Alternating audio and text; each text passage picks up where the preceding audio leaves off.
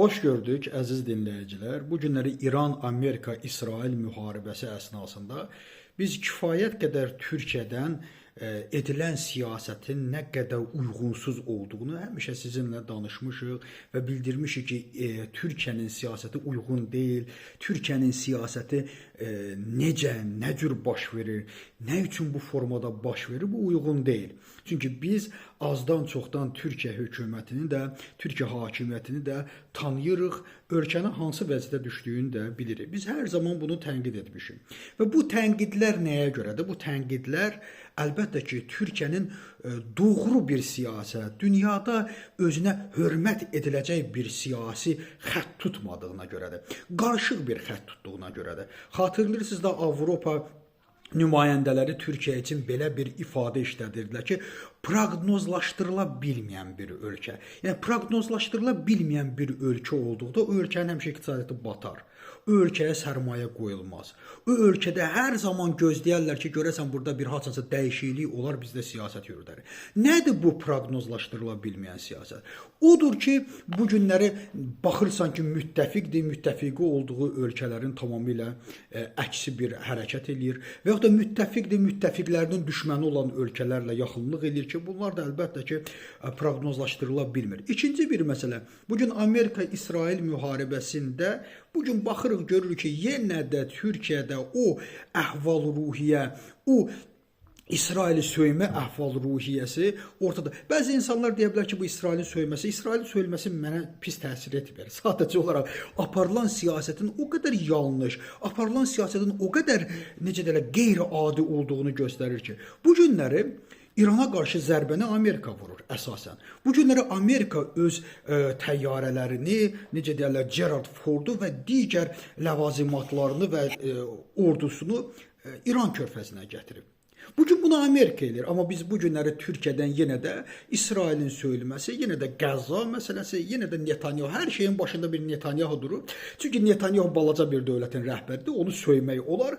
Ancaq Türkiyə hökuməti, Türkiyə hakimiyyəti onu söyür və bununla da özlərini, necə deyirlər, haqlı, ədalətli, ədalətin yanında durduqlarını göstərirlər. İkinci tərəfdən də İran hakimiyyətinə biz bunu istəmirik, filan istəmirik, orada məzlumiyyət, məzlumiyyət olduqda, axı Ukraynada da məzlumiyyət var, sən orada Putinin yanındasan, Putinə dostum deyirsən. Harada ki bir zəif var, orada güclü olan tərəfin yanındasan və deyirsən ki, o dostumdur. İndi sözümün canı nədir? Mən burada nəyi gətirmək istəyirəm? Bu günləri Türkiyəyə çox ciddi bir səfər baş verib. Ciddi səfər eləyən kimdir? Larry Fink deyilən BlackRock şirkətinin rəhbəridir. BlackRock şirkəti kimdir? Bu Larry Fink kimdir? Larry Fink Yəhudi əsillidir.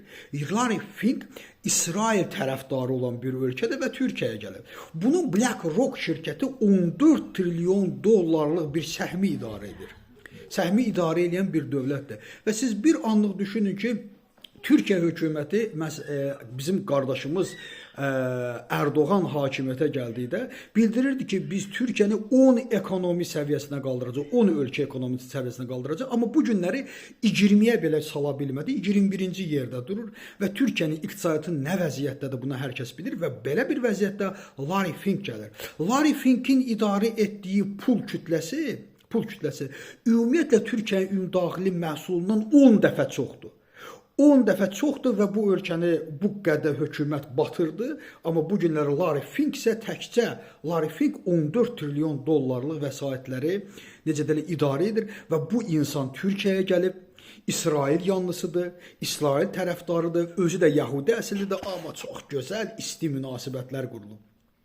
Əlbəttə, biz bu münasibətlərin qurulmasından tam surətdə tərəfdarıyıq. Biz həmişə rasional siyasətin tərəfdarıyıq. Yəni, boş-boş kimlərisə söyməklə, kimlərisə döyməklə deyil. Elə ki, pul oldu, elə ki, məsələnin başında pul oldu, onda bütün axar sular durulur, onda olur qardaş. İndi Larry Fink Türkiyə üçün nə üçün gəlib?